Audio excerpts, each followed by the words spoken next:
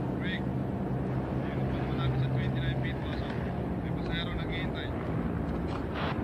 31. Malapit ako sa location kung nasaan ang pasahero. Ako na pipick up niyan. Okay. Roger. 31 on turn out.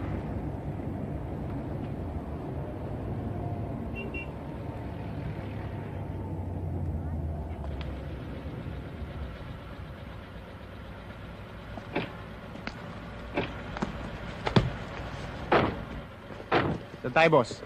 Sa Cubao, diretso mo lang. Boss, okay yan, bagong-bago yan, Nabibili ko pa lang.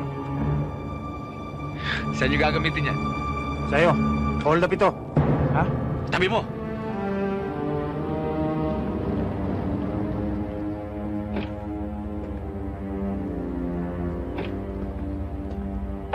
Sige, baba. Baka pwede pa natin pag-usapan to sa mabubuting usapan.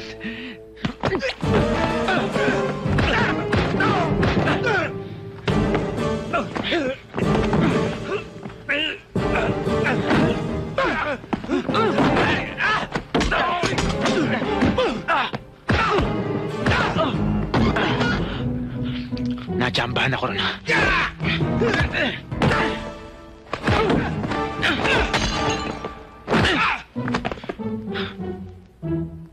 Anak ka na, nabasag to. Tignan mo nangyari.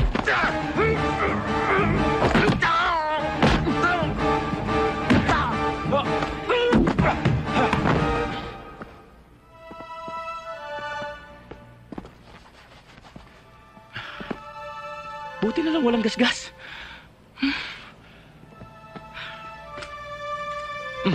Liga, dito, liga. Kayo, tingnan nyo, nabasag tuloy. Paano ko ngayon bibili ito? Wala akong pera. Ako ngayon ang mga hold up sa inyo. Bigyan niyo ako ng perang pambili nito. Hindi naman po kami talaga mga hold-upper eh. Eh bakit nang-hold up din kayo nang walang pera? Eh, malay namin wala ako kayong pera. Itong kasama nyo. Ba't tayo makasan itong baril nyo? Peke ito. Malis ka kayo dito. Sasipay ko kayo. Takbo!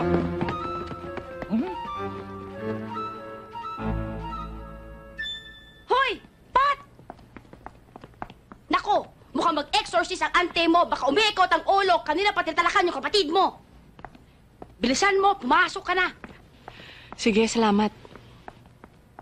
Ay. Ang sa akin lang naman, dapat ninyo kaming pasalamatan at kinupkup namin kayong mag-ate. Kung hindi, pareho kayong palaboy-laboy sa kalye, no? At ikaw naman, Miko, naku! Konting trabaho sa bahay, hindi ka maasahan. Oh, tawagin mo yung tiyo OJ mo, andun sa kwarto.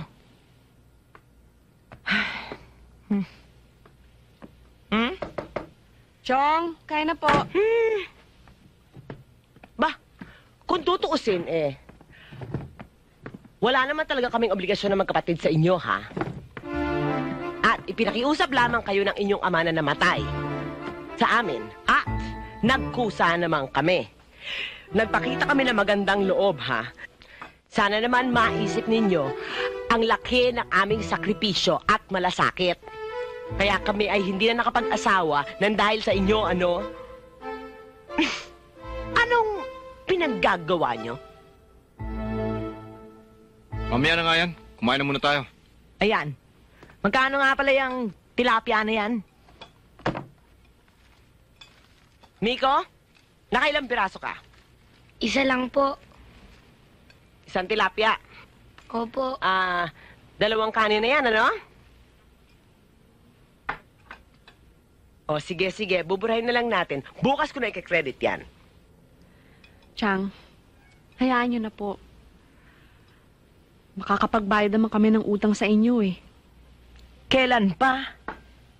Nagsusumikap naman po ako eh. Kaya simula bukas, mabuti pa Nico, magtrabaho ka na rin. Yun na naman po pakiusap ko sa inyo eh.